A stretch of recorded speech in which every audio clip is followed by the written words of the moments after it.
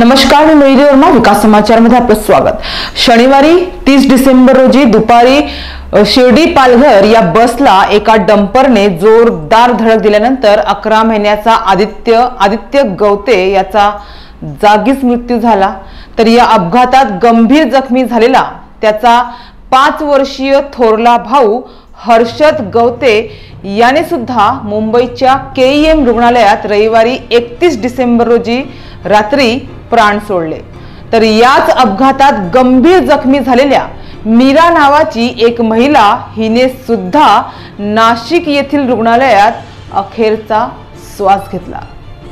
मनोरजवळील मस्तानाका येथे राहणारी 50 वर्षीय ही महिला अनेक वर्षापासून आपल्या घरीच राहून विविध आजारांशी झुंज देत होती।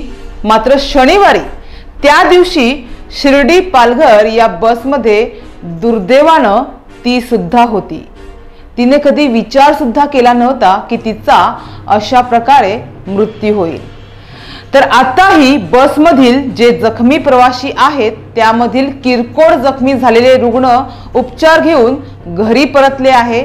मात्र अद्यापही काही जे गंभीर प्रवासी आहेत, गंभीर रुग्ण आहेत, ते विविध रुग्णालयात उपचार घेत आहेत।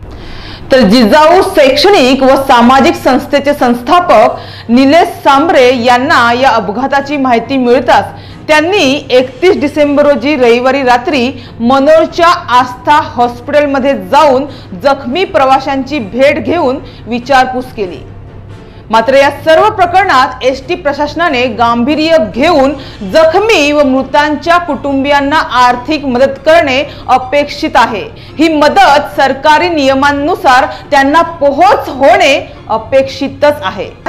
मनोरकडून विक्रमगडकडे जाणारी हायवा डंपर तर विक्रमगडकडून मनोरकडे येणारी पालघर शिर्डी बस केवफाटा बोरांडा गावाजवळ आल्यावर रिकामी असणाऱ्या डंपरनं या बसला जोरदार धडक दिल्याने हा अपघात घडला होता। अतिशय असा हा गंभीर व तितकाच भीषण अपघात होता।